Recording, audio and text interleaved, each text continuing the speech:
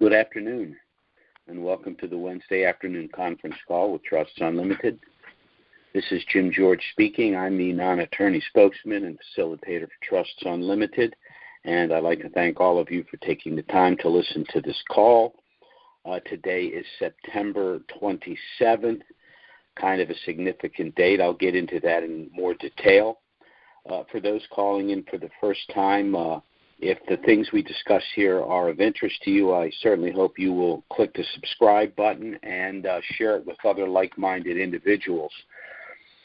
Today's going to be a little shorter call out of necessity because of what's going on in Iraq. We've literally got a tsunami of requests for establishing trust packages, making changes to existing packages, general information, and the like. So, the phones are blowing up, and I've got to be attentive to all of that. However, I will provide for you today the information that I do believe is important. First, by way of disclaimer, Trusts Unlimited is not the purveyor of the dinar and these other currencies. We're not advocating either the sale or purchase of these currencies, but as rather substantial currency holders ourselves. We're sharing with you the information we believe to be most relevant. The last couple of weeks, I've been talking about a window for the potential reinstitution of the dinar from October 1st to as late as November 15th. Now, I don't pick November 15th because I'm saying there's a 6-week window for the reinstatement. What I'm saying is that if the reinstatement should occur within that 6-week period, that's good timing for us because that means that there'll be no tax implications to deal with until January 15th of next year. So that's anywhere from 6 to 14 weeks that we can hold the currency if it comes out of the lower float and increases in increments. And it also means that no taxes will need to be paid until, again, January 15th. So that works well for us. Before I continue, I want to mention one other thing. This is in my opinion only, but I believe that Iraq and the other nations that it's entered into contracts with are operating on an assumptive internal rate. They may even have a specific rate in place. The reason I say that is because even though Iraq is probably holding the largest amount of USD reserve it's ever had, when you factor the fact that they've passed a 3-year budget and the annual budgetary expenditures, the USD reserve isn't even enough to meet that. Therefore, the international contracts cannot be paid in USD. Therefore, there must be some other method of payment for all of these contracts. And in my view, the only plausible answer is that all of the parties involved in these contracts are operating on the assumption not only that the dinar will reinstitute and revalue, but in my opinion, based on an assumptive rate, and I'll get into the rate as well. But I want to talk about what Soudani is doing because the man is on fire. He's white hot. He's all over everything, and he just won't be denied. He made a recent speech at the UN where he announced that after 20 years, Iraq has achieved security and stability. That has been the objective all along, going back even before Shabibi. He outlined his reasons for that statement: the collapse of ISIS, countering all of the terrorist activities that were taking place in Iraq, arrest of a number of corrupt pro-Iranian officials, neutralizing Iran's interference into the internal affairs of the country, and most recently stopping the illegal importation of certain goods. So for all of these reasons, the nation has basically put the clamps on almost all of the corrupt activities that have been taking place. Soudani also had a recent meeting with the UST, and the Treasury did release a statement after these meetings saying that they were very happy with the reforms that Iraq has implemented. That's good news as well. Iraq is also, Sudani has negotiated multiple international contracts for the rebuilding of their cities, their roads, their electric grid, water service, refineries, airports, and embassies. Once again, the country simply does not have sufficient USD reserve currency to fund their budget and pay for all of these contracts. So again, the only plausible explanation, in my view, is they need their own currency. And so the revaluation of the dinar is the only thing that makes sense. Now, the HCL was critical to the country moving forward and for the reinstitution of their currency. The HCL cannot be properly funded at the program rate. They're going to need the new exchange rate. Now, the HCL has passed. So again, I believe that it was passed with an assumptive internal rate, meaning the new rate for the new national currency. Now, Sudani has covered the gap here by borrowing funds in order to pay the salaries to Kurdistan. Hopefully that won't happen in October because they'll have a new rate and they won't need to borrow funds.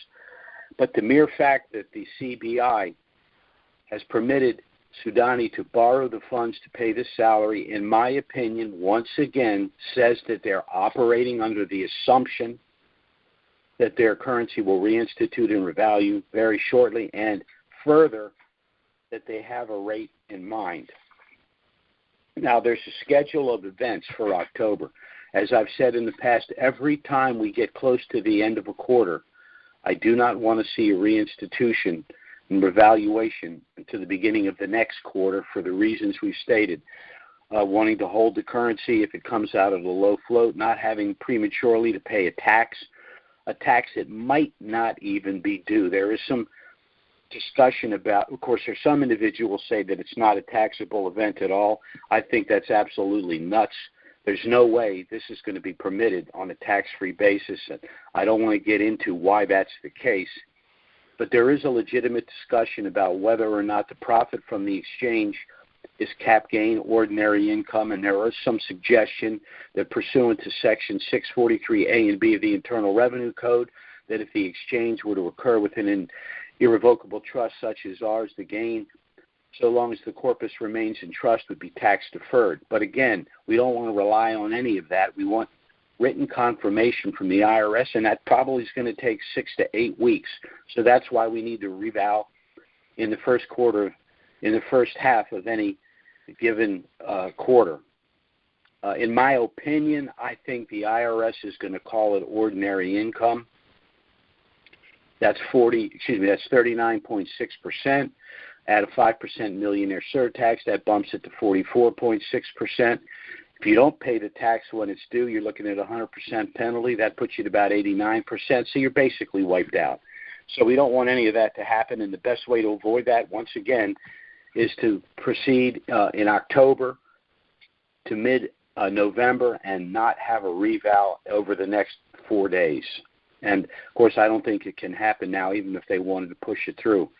But October's an interesting month for a lot of reasons. It's a fiscal year for Iraq, but on October 1st will be the establishment of the global electronic banking system.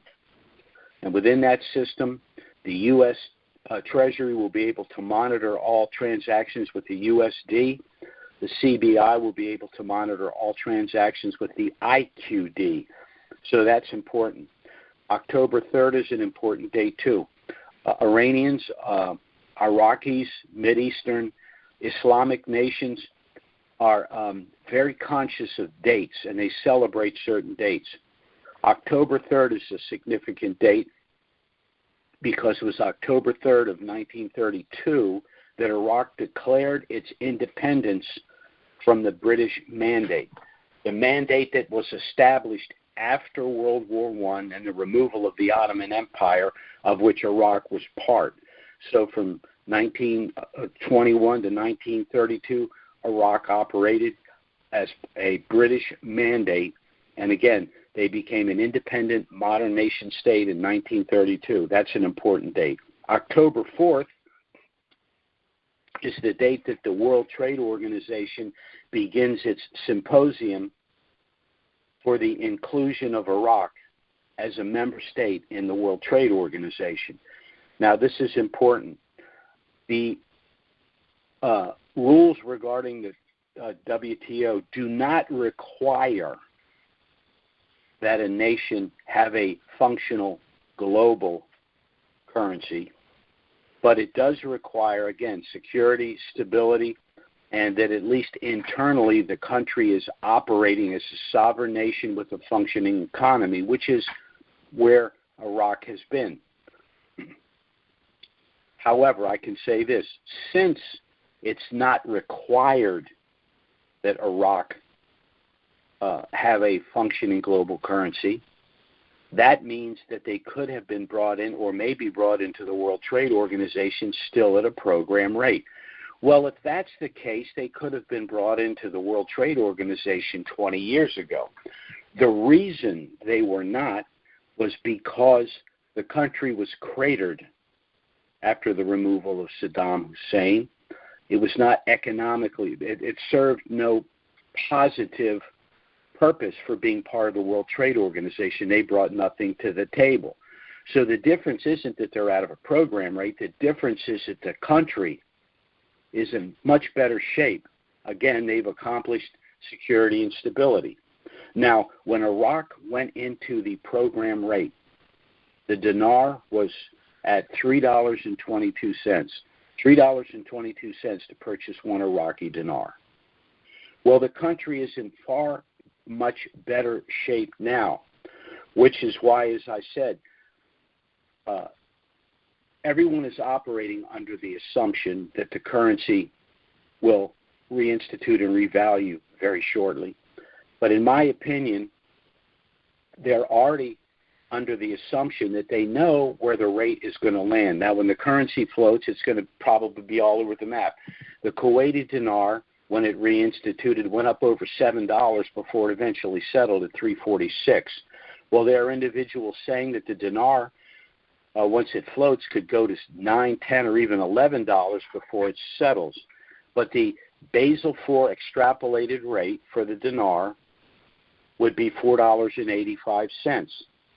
Now, given the fact that the dinar was at $3.22 when it went into a program rate, given the fact that Saddam Hussein had run the country into the ground, given the fact that Iraq has made incredible strides to build their economy and their international relationships, and then 20 years of inflation to boot, 485 does not seem like an implausible number to me at all. So again, given all of this information, I'm looking for the reinstitution of the dinar and a float at the Forex between October 1st and November 15th. I don't know what the rate will be when it floats at the Forex, but I do know it will do what most currencies do when they hit the Forex after being in a program rate for a significant amount of time. I liken it to an IPO in the stock market where people begin to purchase it simply because it's a new stock or it's a currency that's just hit the Forex, and velocity takes the currency beyond what its actual Basel compliant rate would be. So it's, while $9 to $11 seems like a lot, given past performance, Kuwait's the best example. It's not implausible at all. But again, $4.85, certainly over $4 to me seems where the dinar will land. Now, the Kuwaiti dinar today, I think it's at $3.45. But the wealth of Kuwait, even given its ability to, with its port, is dwarfed by Iraq. So if the Kuwaiti dinar is at $3.45, the notion that the Iraqi dinar would be at or above $4 seems very plausible to me. So in conclusion, Everyone's moving forward, both domestically, in country, and globally, in terms of the WTO, the UN, the IMF, Forex. Everyone seems to be moving forward with the assumption that the Iraqi dinar will be a global functional currency very shortly. And again, based on all of the data that I'm aware of, I would be shocked if it doesn't end up somewhere north of $4. Now, for those of you listening for the first time, Trust Unlimited began, now it's been 15 years that we've been marketing our trust package, our family asset protection trust package, to Dinarians, and there's a reason why we made that decision. There are a lot of things going on in this country that make the need for establishing a protective family asset protection package even more important. A high surveillance state, high tax state, high regulation state, the threat of the establishment of a central bank digital currency, all of these things are an intrusion into our life and, in my opinion, our privacy. As a matter of fact, the central bank digital currency, I don't see how it passes muster with the Fourth Amendment right to privacy. I think that's part of the problem. The left in this country knows the configuration of the Supreme Court will probably make the central bank digital currency a very difficult thing to implement. But let me talk a little bit about our trust package. Again, this was established initially for individuals that had dinar and other currencies. Very generally speaking, it's important that you get assets that you expect to appreciate substantially out of title and into a protective entity like an asset protection trust package. So I'm going to review the benefits that the trust provides, but I'm doing it basically for two reasons. One, to explain why it's extremely important for Dinarians to utilize the package, but secondarily, it's important for American citizens who basically want to be left alone, who want their private affairs to remain private, and to make sure that the intrusion of the federal government cannot get involved in your life because they can't pierce the trust without cause. So these are the reasons why anyone should want to establish this trust package, but particularly those of you that have currencies. First, this trust package provides privacy and anonymity, meaning no one will know your net worth or your actual holdings. The only way anyone can pierce that trust is if they can go into a civil or criminal court and show cause, i.e. provide substantial evidence that you've committed a fraud. So if you establish this trust and you behave yourself, you're airtight. Second reason you'd want to establish this trust package is it'll allow you to avoid IRS scrutiny. As an American citizen, transactions would occur within the trust. You would receive income as a spinoff from the activities within the trust. Well, even if you were audited, it's very simple. You just showed, here's the income stream, here's where it came from. But if you're a Dinarian and you've assigned your currencies to this trust, even if the IRS determines to do an audit, it's going to be a very simple process because they can't do a 6-year audit. The only taxable event within the trust will be the revaluation itself, and the federal government's well aware of the revaluation of currencies, so you're not going to have a problem with the IRS. Third reason you'd want to establish this trust is if you're gifting currencies to family and friends. Many individuals that purchase currencies, especially in the early years, purchased a substantial amount of currency because they had charitable things that they wanted to do in addition to providing for their family. But there are situations where you're hesitant to give family and friends lump sum from this revaluation. We established a special gift subtrust. You can gift currencies to friends and family through this gift subtrust. In doing so, you will also avoid the federal gift tax, but you will have complete control of the post-RV proceeds, meaning that you can manage, invest, and distribute the money as you deem appropriate.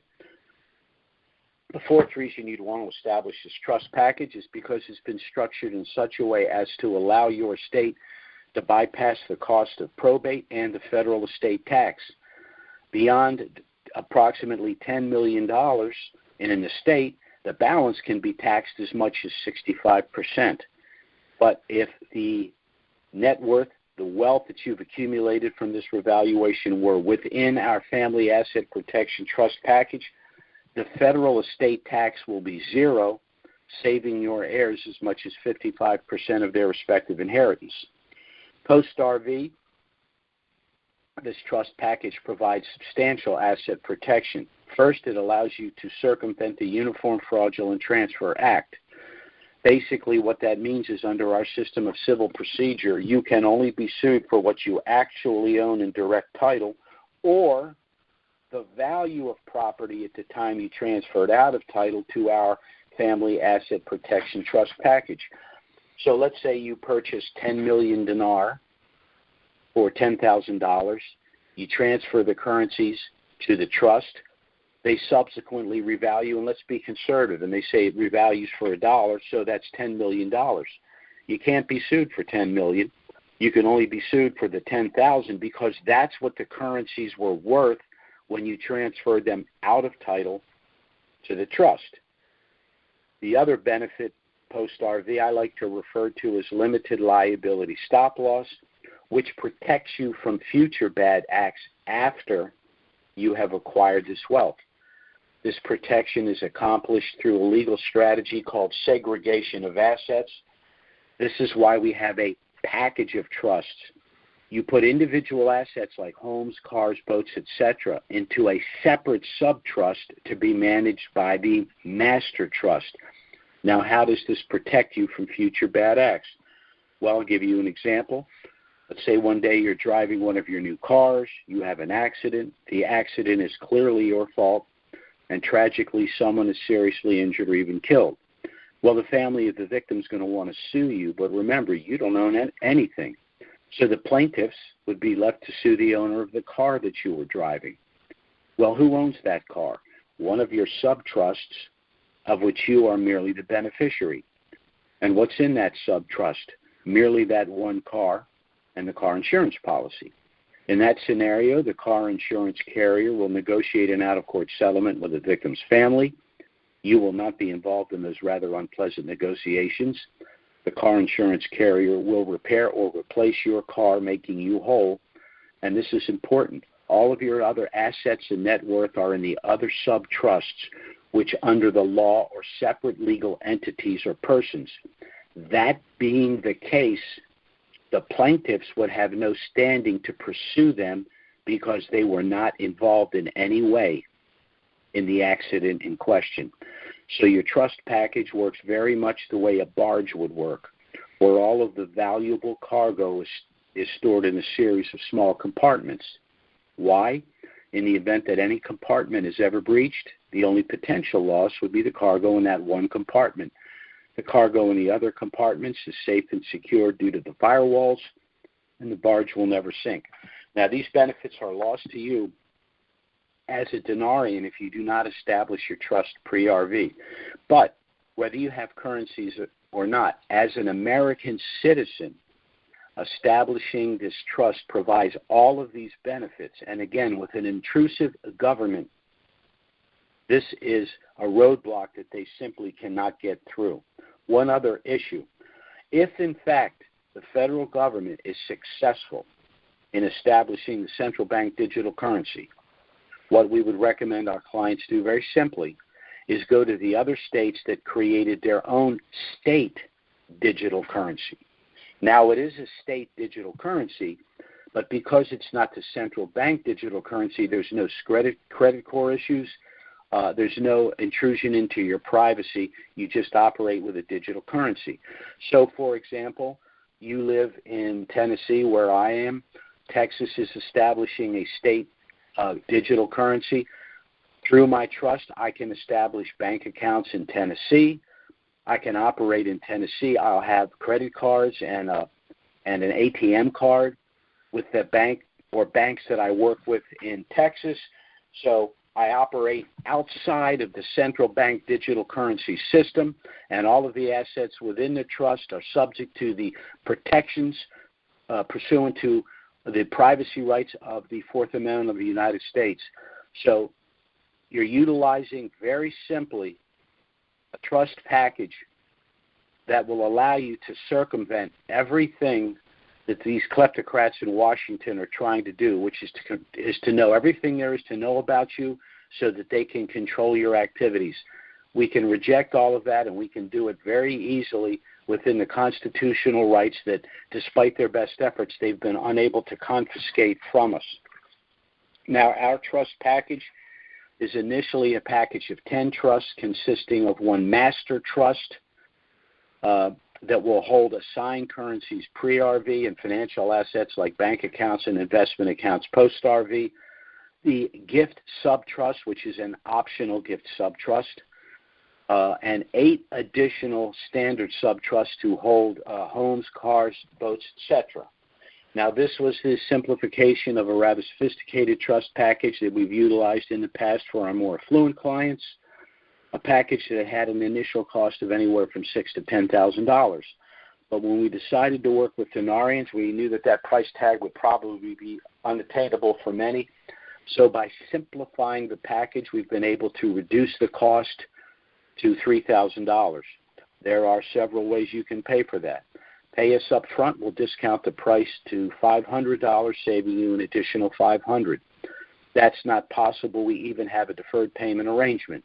You'd make an initial payment of $525, which sum would basically offset our out-of-pocket cost just to produce and deliver your trust package to you. The balance of the $3,000 would then be paid in $100 monthly installments. We will charge no interest. The only proviso is once the dinar revalues globally, any unpaid balance would need to be paid within 30 days. So with this deferred arrangement, anyone that has currencies and understands the need for getting their trust in place and their affairs in order pre-RV should be in a position to afford to do so. One other suggestion, we do accept credit cards. Pay us up front with a credit card. Not only will you get the $500 discount, but the minimum payment on your card would be substantially less than the $100 a month you'd pay under our deferred payment arrangement. But we will work with you in whatever method works best for you. Our objective is to help you get your affairs in order and your trust in place pre-RV for all of the reasons that we've discussed here today. Now, we are going to go to the I'm going to open the Q&A, and for those of you that have any questions, and while I'm waiting for any potential questions, and I'm sorry for moving so quickly, but my phone's blowing up even as I'm speaking right now. But before we take any questions, I want to tell you a little bit about Trusts Unlimited and why you should seriously consider contacting us to get our initial no-obligation package. Frankly, under our system of civil procedure, though many people don't understand it, it's when you hold assets in direct title that you can lose control of them or lose them outright. For anyone that's lived for any length of time, they know that things can go wrong in life. And it's at precisely those times, more than ever, that you need and want control. Again, if you've lived for any length of time, you've either experienced in your own life or through friends and family things like unexpected divorce, permanent incapacitation, the onset of dementia, premature death and prolonged and complicated probate processes. Then there are investment losses, business losses, and even bankruptcies. The number 2 loss of wealth now in the aggregate, courtesy of the information age, is identity theft. But the number 1 loss of personal wealth remains confiscation through civil litigation. Anything you own in direct title can be taken from you. So in point of fact, the only way that you can manage, protect, and control everything at all times and in all circumstances is through the establishment of your package of family asset protection trusts. But particularly if you have an asset like these currencies that you anticipate a substantial increase in value. And we at Trust Unlimited will do everything we can to help you accomplish your personal and financial objectives both pre- and post-RV as we understand them. If you want to get our initial package, you can contact us by email or by phone. By the way, our website is unlimitedllc.com. But again, if you would like to get our initial no-obligation package, it does contain everything you need if you wish to proceed, but you're under no obligation to do so. You can contact us to request that package by email. That's unlimitedllc@gmail.com.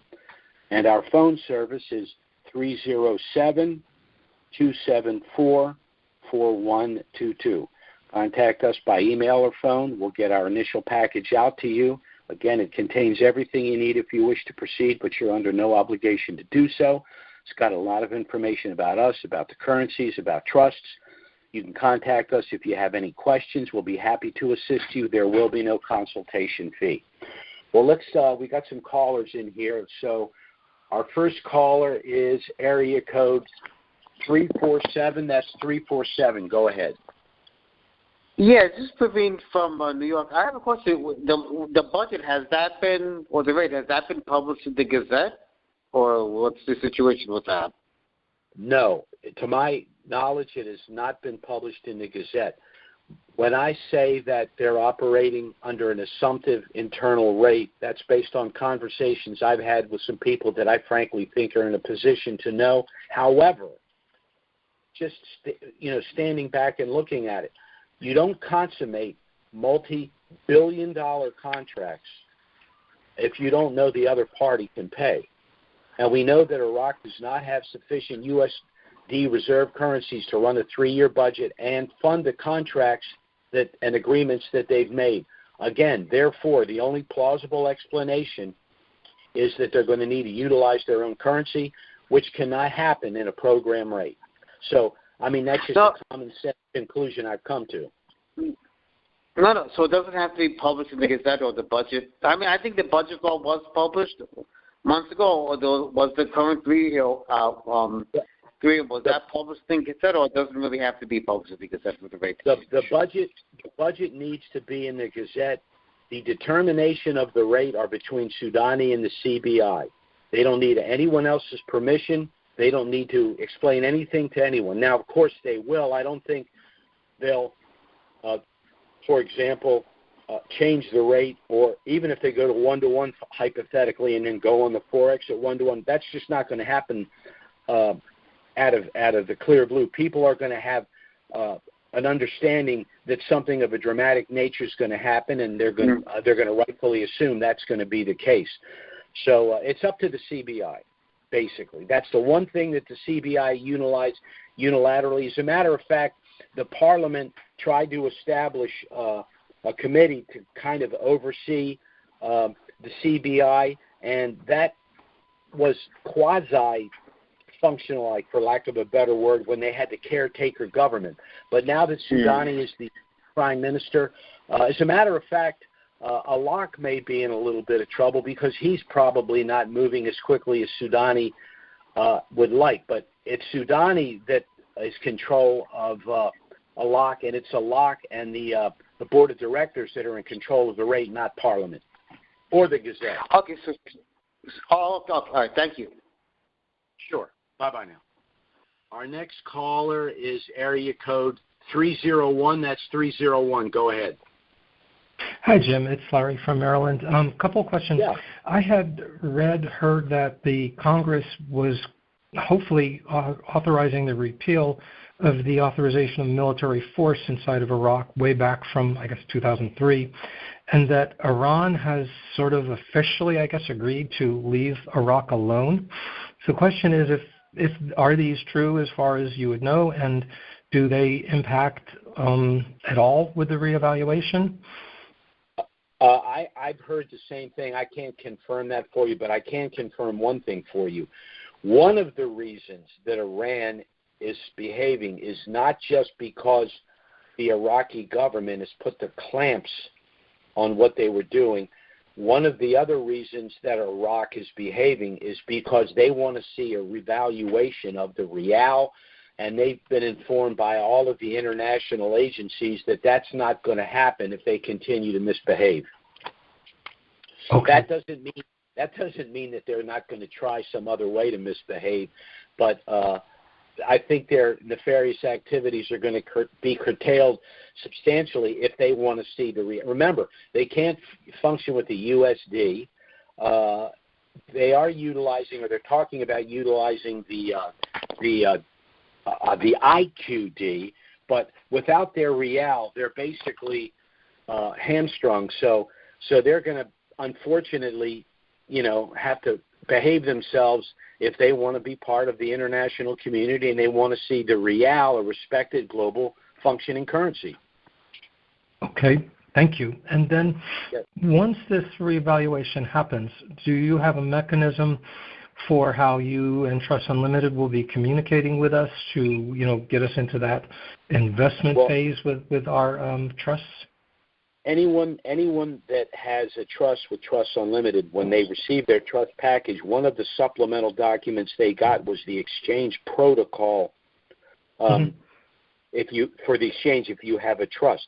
The seminar that we planned years ago, we've already got commitments from a tax specialist, from investment firms, but that was to be done in Disney. Now, as I've said on previous calls recently, Disney's getting a little squirrely because they're just pulling this COVID stuff again. And if they say, well, you've got to mask up and you've got to be 6 feet apart and you can't be in certain places at certain times, well, we're going to scuttle that. We're just not going to have anything to do with that.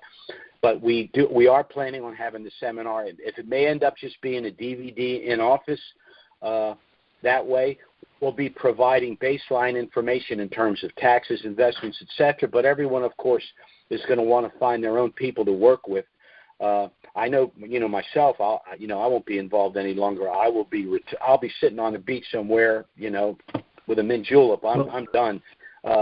So the attorneys are going to be dealing with the tsunami of requests for tax information, investment information, etc.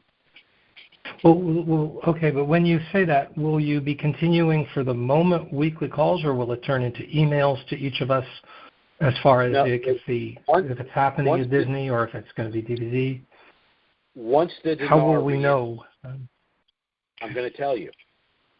Once the dinar reinstitutes in country, the weekly calls will not deal with marketing the trust or talking about the progress toward the reinstitution of the dinar. It will deal with the exchange process, taxes, offshore planning, circumventing the central bank digital currency investments, the establishment of special needs trusts, 501c3 trusts, charitable remainder trusts, all of the other vehicles, mechanisms individuals can use to fund charitable organizations, to minimize your tax exposure. All of that will completely shift away from the pre-RV issues and deal with the post-RV management of wealth. Okay, thank you. Certainly. All right, bye-bye now. Our next caller is area code 763. That's 763. Go ahead. Hey, Jim, it's Monty Python calling. How are you doing today? Yeah, how are you? I think I just sent you something last night. You sure did. Thank you so much. A couple questions in regards to that. I know you mentioned you speak to 1 million people. I'm the one that is going to have my sister as the beneficiary and trustee, and she lives in one state, and I live in another state, and we're about 5.5 hours apart. So my first part of the question is, can I just get my papers that I need to get notarized here and where I live, and then overnight them to my sister in the state that she lives in? Probably not. And the reason being is, in order to do it that way, they would notarize your signature, but they wouldn't want to leave the other signature blank. What you're going to need to do is you're going to need to make a copies of everything that she needs to sign. You're going to send it to her. She'll get them notarized, and they'll blank out where your signature is, and then you'll have a set where you are, where you'll get it notarized and signed, and they'll blank out where her signature is. The only other option is for her or you maybe to hop on a plane for a day or two, have a visit, go to a bank together, Just do one set. You could do it that way as well. Well, when I'm looking at the paperwork, there's really only I basically have 4 sets of stuff that needs to be signed, and there's I think only 1 or 2 that she needs to sign from my recollection. If she's the trustee, there's about 15 documents that need to be signed. Of those 15, about a half dozen. I signed mine so many years ago that I'm hard to remember. I think there's about 15 documents. 6 or 8 need to be notarized. So it's not a lot. You're going to send her 15 blanks. She'll sign the ones that, that don't need to be notarized, and then the ones that do need to be notarized, she'll take to the bank, and then they'll notarize her signature, and they'll scratch out the space for yours to make sure, you know what I mean, that you don't sign off on it. Okay. I was looking for the instructions of what I need to sign versus she needs to sign, and you need to sign everything. There are documents that don't technically, legally need to be done pre-RV, but the people at the bank aren't going to know the difference. When you go to, they're going to say, why isn't this signed? Why isn't this signed? You don't want to have any of those conversations. Just get everything executed. Well, I know the biggest thing was the assignment, the banking, but leave the banking blank until obviously you apply for your EIN number, and then the first section of the trust is where you issue her as the trustee as well as beneficiary. As my recollection, those were the biggest crucial areas. Now, there are some areas where she signs but not notarized. Am I correct or wrong on that? That's correct. Okay. That's correct.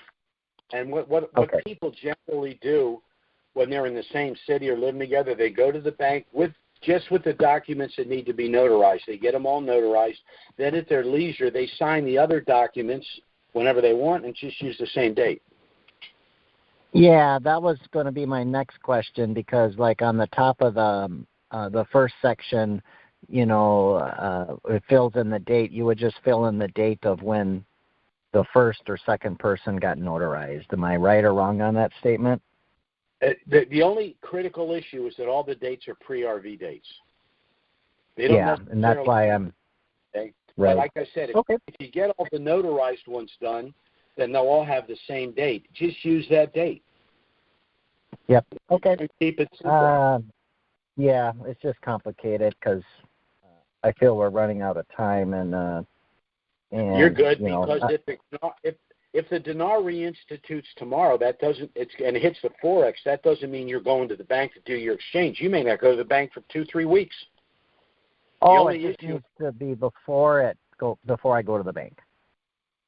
It needs to be before it revalues globally. But what I'm saying is, even if it reinstitutes now, we don't know when it's going to reval. Now, I'll be honest with you. I made a couple changes to my trust last week, and I have to go get a couple of things notarized, and I've been able to get away from the phone to go to the bank. Yeah.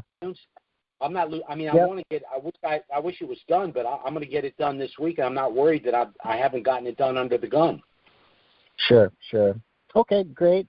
And then I know you mentioned when we spoke that the person that's the trustee needs to go to the bank with you when you go to cash in your money. Yep. Right. Yep. So my question is it every time you go to the bank, or is it just the first time you go to the bank? No. Once you've established the account, the two of you will operate. You don't need to go to the bank with every transaction. You just need the trustee to be there to establish, after the negotiation, to establish the trust bank account and transfer the USD to the trust bank account. At that point, all the transactions between the two of you. Okay, but if you're not putting in all your money right off the bat, that's where I'm asking if, in my example, my sister would have to go to the bank every time I'm bringing dinar into the bank, because that could be like 4 or 5 trips. Well, either you have a ton of dinar and you don't think you can do it all at once, or for some reason you're trying to straddle your exchanges. Section 988E2 of the Internal Revenue Code says if If the profit from the exchange exceeds $200, you must pay the tax. That means that the taxable event isn't the point of the exchange. The taxable event is the increase in the value. So that's another reason why. That's another reason why, if the thing were to revalue globally today, we would have a very stressful situation because taxes would be due on October 15th. We're not even 100% sure it's ordinary income, but we'd have no choice. We'd have to pay the ordinary income tax and file for a refund citing 98082, publication 525, and section 643A and B. We don't want to have to do that. If it happens in the first half of the quarter, though, we can go to the IRS. Now we've got 3 months. Yeah, so we have time. The IRS can't screw with us because we say, look, we're willing to pay the tax, but you got to tell us what it is. You can't backdoor us and say, oh, you paid the wrong amount. Well, you didn't tell us what the right amount was. Right.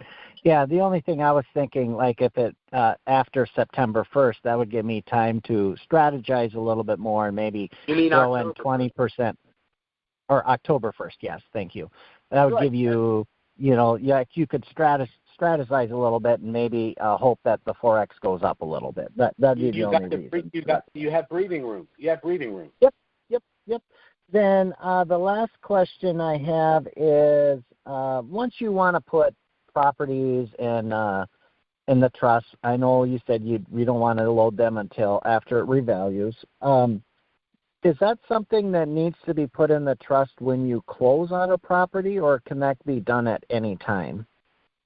And well, let's say hypothetically you were going to purchase a beach house. So you contact us and say, okay, I'm purchasing a home on Hilton Head Island. So I want to create the HHI for Hilton Head, HHI Real Estate Trust. We create the trust. When you go to the closing, you instruct them that the home will be owned by the trust, so the deed will say the owner of the home is the Hilton Head Island, the HHI Real Estate Trust. Such and such is the trustee. Such and such is the beneficiary. You're the beneficiary of the home. You live in the home. You do whatever you want. So that's the way it would be funded. Oh, okay. Then how about... And this is an example of something we would be explaining after the reinstitution, the funding of the subtrusts. Sure, great. Then the same scenario, like if your existing property you want to put in, it would be the same scenario? Whether you own it or not. Anything you want to put in there, you just instruct us that you want to fund a subtrust. We will create the document, and then the transfer is made. Okay. All right. That's all I have for right now. I'm just worried about getting all these signatures done. But if I have some questions, I'll kindly shoot you a text. Send me an email. And I'll bullet point it, and I'll get right back to you. Thank you, sir. I appreciate it. Have a great rest of your day. You too. Bye-bye now. Our next caller is area code 443. That's 443. Go ahead. Hi, Jim. This is Gina Chase from Maryland. How are you? Hey, Gina. How you doing? I'm all right. I have a question for you about kind of aligns with the gentleman who just was asking questions. I had originally submitted I have it submitted for EIN numbers for both the master trust, and I went ahead and submitted an EIN number for the gift trust.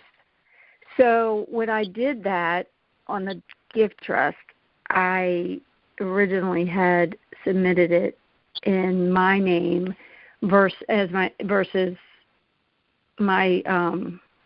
sister being the trustee, and I had to change it. So I sent something to the IRS, and of course I sent it like signed receipt, all that, so that I have documentation that it was submitted. I'm sorry, it's actually it was the master trust. I was set up as a trustee. I didn't do my sister. So I sent something to the IRS that was under the advisement of my tax person, and I have documentation that shows that I submitted that request, basically changing it to her because it shouldn't be me. But any thoughts on, like, could that be problematic down the road? Because, the IRS is they're just a mess to deal with. As soon as you said that, I don't think there's absolutely any reason to contact the IRS other than going to the IRS.gov to get your EIN number. There's no other information for them. This is an unfunded trust where you've merely assigned currencies to it. It's a blank piece of paper. There's nothing to discuss with the IRS at all. When you go for the EIN, it's for something that you will be utilizing in the future. It's not for your use right now. It's just something you're going to need when you go to the bank. It's no different than the invoices you have for the currencies you purchased. They're just something you're going to need when you go to the bank. The IRS at this point isn't involved because there's no taxable event to you personally or through the trust. Right. Well, I know, but because we originally were not, me and my, I guess it's just me. I don't have it in front of me, but was identified as the trustee because you use a Social Security number, right? You have to use your Social Security number to submit for an EIN number.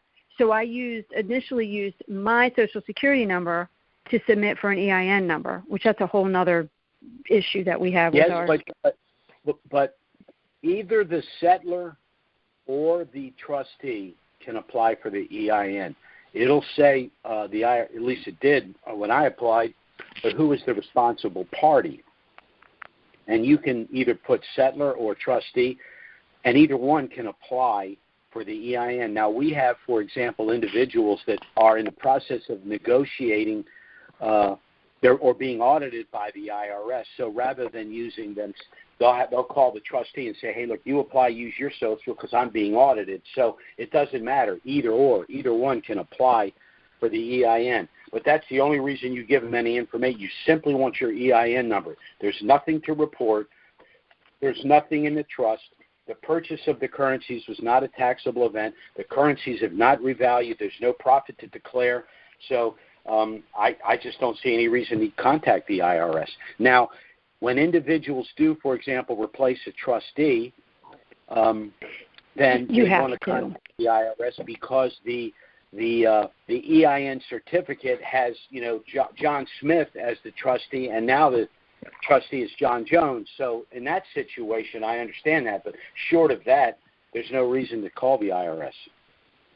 Well, okay. I mean, I have something that shows that I submitted documentation to them representing or reflecting that it needed to be, this person as the trustee. And I mean, I have it. We'll see, when the time comes. Here's the other thing you can do. Let's say hypothetically you establish the trust, you're the settlor, and you name me as the trustee. So you have the certificate, the EIN certificate. It has you as the settlor and me as the trustee, and you change the trustee. Well, you can just create an addendum saying on such and such a date, settlor, pursuant to section such and such of the trust, has replaced trustee such and such with, and then put the name of the new trustee. So when you go to the bank to do your exchange, you say, here's my EIN certificate. I have a new trustee. Here's the document establishing that I established a new trustee. At that point, if the bank gives you a hard time, you just say, well, then I'm just going to go to the bank across the street. And this is a general advice I'd give anyone. If the bank gives you a hard time, just look them right in the eye and say, then I'll take my 10 million dinar somewhere else. You won't even make it to the car, I promise you. Right. Well, they want the money. They want the, I'm sorry. I don't have my documentation in front of it. I don't remember when I applied for it. There wasn't a place like to indicate settlor or that when you apply for an EIN number. You just apply for one with your Social Security number, and then you get something. Or the trustees. Well, so what I did is when I sent them when I sent the IRS a letter with basically indicating that the trustee needed to be changed, I mean, and I provided whatever information would cover or reflect that it was this person and no longer me. And what I'm saying is, of course, you get nothing back from them, right? They don't acknowledge anything from my experience, unless you owe them money. Did you send it certified? Yes. Okay, then yes, I sent it signature. I sent it signature receipt. Yeah, that's what I'm thinking. That's all you can do. You can tell that, and then the IRS does not respond. That they're either acknowledging what you've done, or they just screwed up and they didn't respond because they're the IRS. Okay. Right. Like I said, you take all that with the bank to you. If they give you a hard time about that, you just walk. Right. Yeah, I know that's hard to say, but you know, it's my money. It's going to be done my way. If you got a problem with that, I'll take my 10 million dinar somewhere else. Right. Right. And just so I was listening to the gentleman before me and his dilemma with a relative who's, hours away, and I will just say that my experience with going to the bank, or I went to a bank to have my documents signed with my sister, and notarized, and they were asking questions and didn't understand what it was, and I just would strongly recommend if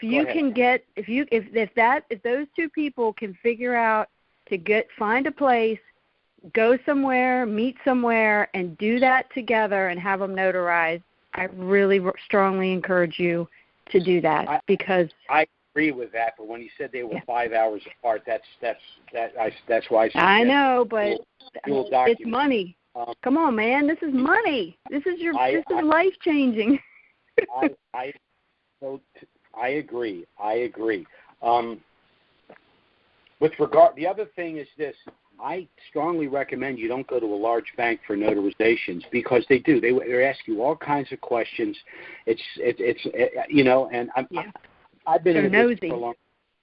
Well, but see, the difference is, an average person would walk in and they would comply. I would see me, because I've had my run-ins with banks. I just look at them and say, but it's none of your damn business. Right. Okay? You're the notary. I'm Jim George. Here's my identification. Notarize it or not. But I'm not answering any of your other questions. Okay?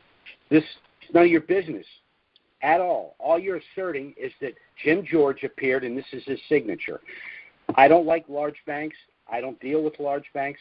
I deal with local banks and credit unions. Those are the only people I go to. I never, ever, ever have a problem. It's unfortunate that the regional bank and the credit union aren't in a position to negotiate my exchange. I'm going to have to go one of the big boys for it. I don't like it, but I'm going to go there, and they're just not going to jerk me around. They know. Go ahead. Yeah, I went to a local bank, and it's close to me, and I banked there for 20 plus years, and they just didn't understand, why why is this person signing here, and what is this document, and because they're documents that they probably haven't seen, and as you said, I was like, look, this is for a trust. And this is just the way this has to go. And, she's here, I'm here, my husband's here. Can we just get through this? What is it? Why is it that? And I said, are you uncomfortable with notarizing these? Because no. I'm like, I don't know. I think it's just kind of being nosy. Well, let's take them at their word. Well, we kind of don't understand what this document is. The only thing they need to understand is they're not liable for anything by merely asserting that the person signing the document is, in fact, that person. That is all the notary has done. They're held harmless. They're not in any way in any legal jeopardy by simply notarizing a document. One of the reasons they ask these questions is because banks are capital collectors. They're trying to get money into their bank. So what they're really saying, though it doesn't come out that way, is we're signing contracts. There's money involved. Where's that money going? Is it coming to our bank? That's why they're asking those questions, to which my answer is none of your damn business. I have an account. Right. Okay. One of the services you provide is notarization. I have documents to be notarized.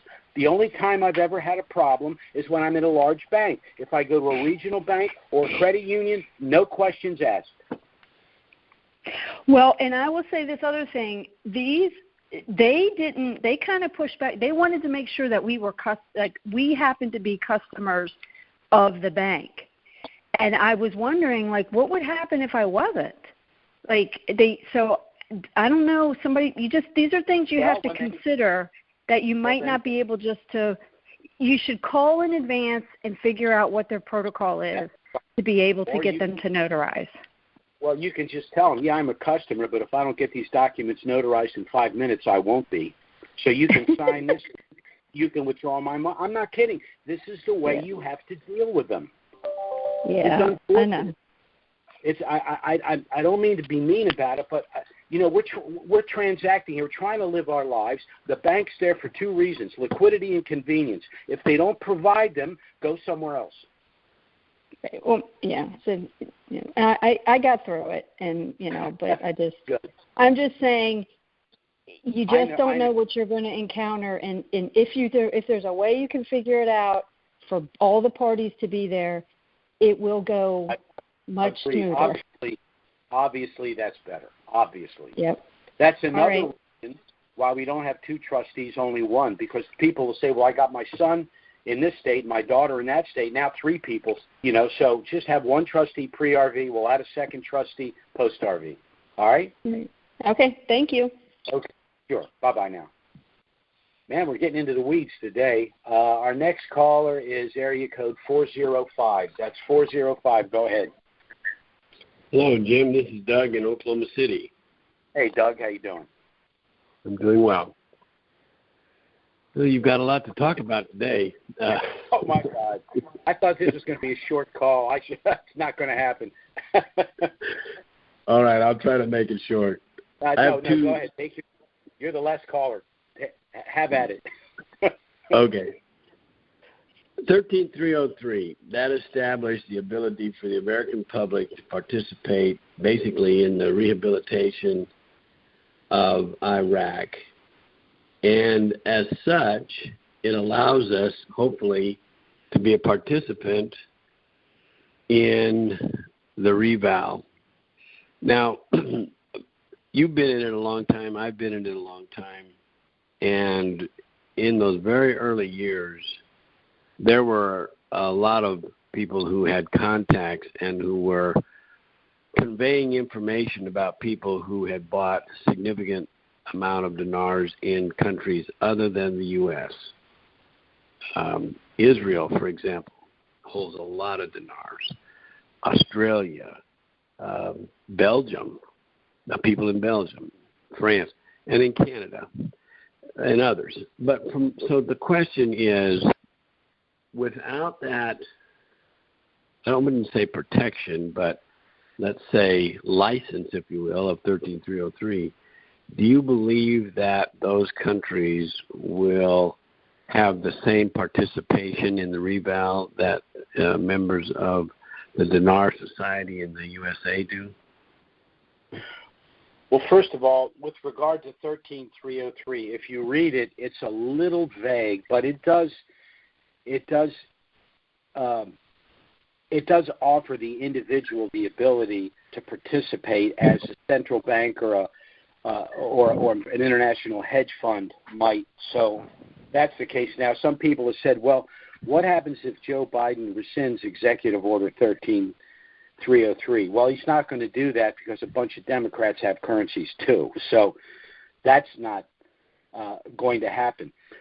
The reason these other countries, and the United States especially, have so much dinar is for the same reason. If you pay attention, they're buying up tons and tons of gold.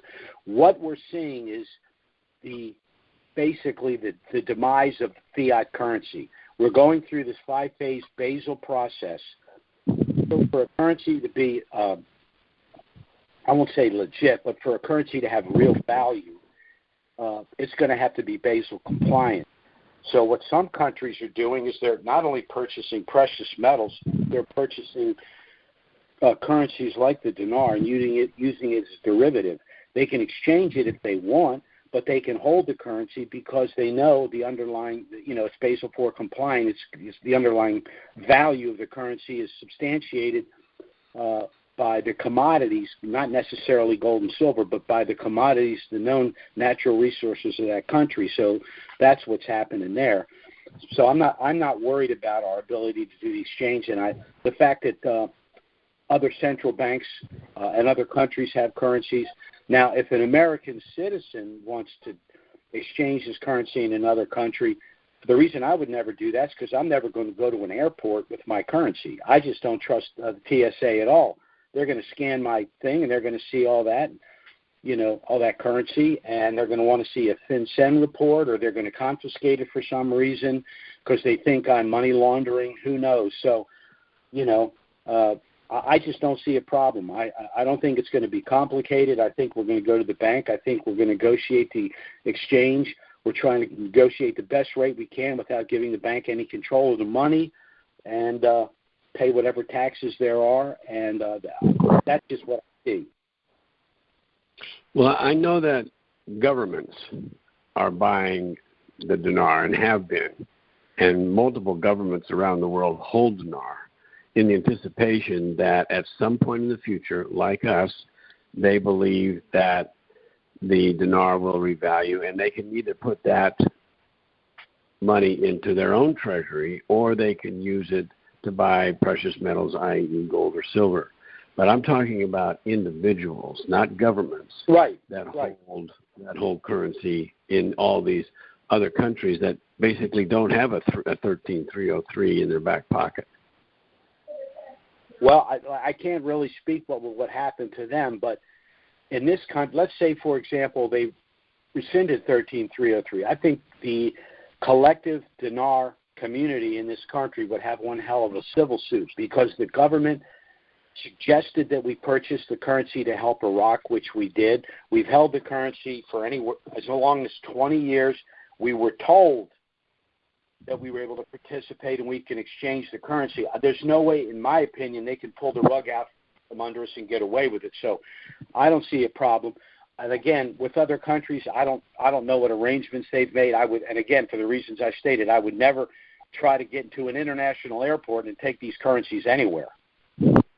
Well, I know. I'm just talking about we have relatives in other countries that hold dinars, and I was just wondering, what you might think about their probability of a smooth exchanges, and the fact that they can get the forexes. They have access to the forex, don't they? Oh, I'm sure they do. Yes, you're right. Yeah. Well, yes. Well, there it is. Yeah. It's going to be. I mean, you could argue that this might be the greatest transition of wealth in the history. When I go back to the Kuwaiti dinar, I mean, I'm purchasing that for like 10, 15 cents and exchanged it for $3.46. But we're holding a currency that's worth 1/1500th, 1/1300th of a penny that we could get as much as $5 for. So it dwarfs what happened in Kuwait. And Kuwait was a hell of a transfer, but the tranches involved in this are just behemoth. So, that's. I mean, this is something of this magnitude's never happened before. I don't see how it could possibly happen again, because once we get through with Basel, the governments, the central banks aren't going to be able to devalue their currency to corner the trade market. There's going to be, as a matter of fact, Trump said it all the time, although people didn't understand what he was talking about. He was talking about a one-to-one equal money. What he was saying was all of the money is going to be commodity backed. They're not going to be able to manipulate it on the international market. So, we're part of that. I just don't see how they can cut us out of the equation. Any of us. Well, and based on the fact that in the early years, I mean, we bought most of our dinars from Chase Bank, went up to the teller, put in a purchase request. They got the rate, and it was FedEx to that branch, arrived the next day, and we went and picked it up. I mean, it was very easy. You have third-party entities now like Safe Dinar or Exchange of America But in those days, you could buy it straight from Bank of America. Right. Okay. Right. So, what does that mean? That means if the Chase Bank is selling you the currency because, in their view, it's a functional currency, and they might even understand that pursuant to 13303, it's a good investment. At the time, they may have thought that. And then, for whatever reason, they don't honor the exchange. Well, to me, that creates litigation for them. I mean, these are the banks that don't want to notarize a document that they don't understand for litigation purposes. Well, if that's the case, how much more jeopardy from their point of view would they be in if they sold you $1 million dinar and then refused to exchange it? When you're talking about the people that were on previously, the easiest way to get everything notarized is just go to a third party like UPS store, FedEx store. Just walk in, you send it, they notarize it. Then when you go to the bank, all you're doing there with your trustee and the beneficiaries is establishing the bank account. That's it. Correct. I agree. I agree. Yeah, and even that, we established ours at a large bank, one of the large banks, and even that they were a little bit, but they didn't have to quibble over the notary. They were just concerned about the fact that they don't usually deal with irrevocable trusts, and it makes it very unique.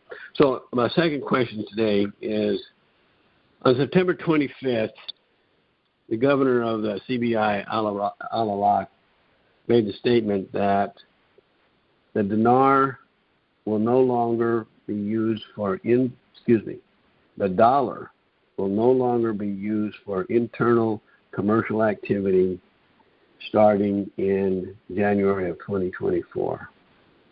So from that perspective, since the dollar is still an active currency in Iraq, do you think that predicates the fact that this may be delayed until they completely purge themselves of the dollar transactions? And the reason is because, the official rate now is 13.20.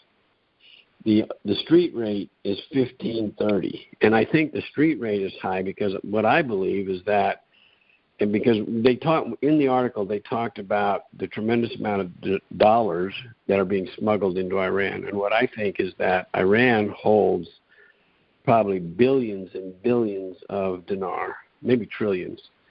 And they don't care what they pay for because you can't use them for anything on an international market. So they come in, exchange the dinar for a higher rate, exchange the dinar for the dollar at the higher rate of 15.30, take that dollar, and then they can use it whatever they want to do around the world. And so from that perspective, until they root that out, that exchange that will be allowed up until December 31st of this year, do you think that will be an impediment to them making the decision to throw the switch on the reval? Well, those transactions are exactly what Soudani is stopping. Yes, but they haven't been stopped. No, but I'm saying, in the process, that's what I said. Stopping. He's in the process of stopping that. No, I don't think it's going to affect. I don't think it's going to affect us. And again, Iran needs to tread lightly right now for a number of reasons. They want to have mutual railway system with Iraq. They want to be involved in the Silk Road Initiative. They want their currency, their rial, to revalue. So if they continue this, I think they're going to have a problem. I don't see it being an impediment to the. As a matter of fact, you could even make the argument that since they hold so much dinar, IQD, the reinstitution of and revaluation of the IQD could negate their use of the dollar, which is what they want to stop anyway. So if we can't stop them from using the IQD, but the U.S. Treasury can continue to issue sanctions. Now, some countries aren't going to honor the sanctions, but they're still hurting Iran, which is why they're doing the things that they're doing. But they need their rial. So I think this is all going to resolve itself, and I do not think it's going to affect the reinstitution of the IQD. You're right. They do need the rial. from the perspective that I know that there are a number of alternative currencies that people hold, dong, rial, rupiah, things like that, that if they anticipate that the Iraq will be a springboard for them doing it, based on all the nefarious things that they do, I just don't see the rial coming around very soon. That's my opinion. Well, and the other way to look at it is what Iran is doing is trying to give us the illusion that they're playing nice. They're just bad dudes, never going to play nice. And so I don't think there are certain punishments that can be, on them, forced upon them, but they're just not going to stop what they're doing until someone stops them. So I just don't think it's going to stop Iraq from. In other words, they're not going to let Iran's bad behavior be an impediment to Iraq, meaning that Iraq's going to have a currency. And if Iraq has a functional global currency, we're going to participate to the extent we hold dinar. And I just don't think Iran has the juice to stop any of that. Well, by virtue of the fact they don't need to buy too many dollars now because they just got $6 billion from our. Yeah, right. Yeah, don't get me started with that guy. Don't even get me started. Well, I'm hoping that this is one of the last question and answer sessions, and if so, well, let's just hope the questions everything. and answers are about investments, taxes, charitable giving, stuff, that we want to be talking about, and not this stuff. Right, and just one last encouragement: have the people go to a third-party thing. It's so much easier. You just walk in; it's already done. They don't have to ask and answer any questions at the bank. I should have added that. I said go to a regional bank or a credit union. But yeah, you there just go to and you might know a notary, just a friend or a family member. Just go to them. Yeah. Thank you. Take care, Jim. Sure. You take care, Doug. Bye-bye. Well, Doug was our last caller for this afternoon. Again, thanks so much for taking the time to listen to this call. If you are, in fact, a new caller and the things we've discussed are of interest, again, you can contact us by email or phone to get our initial no-obligation package. It does contain everything you need if you wish to proceed, but you're under no obligation to do so. We're happy to answer any questions you may have, but there will be no consultation fee. Our email is trusts with an S, unlimitedllc@gmail.com. Our phone service is 307-274-4122. Our next call is scheduled, of course, for next Wednesday. Certainly, if something of a dramatic nature were to happen between now and then, we'll try to get out an emergency email and schedule an emergency conference call. But failing that, we'll be back next Wednesday, noon Eastern, 9 a.m. Pacific. Thanks for listening, everyone, and have a great week. Bye-bye now.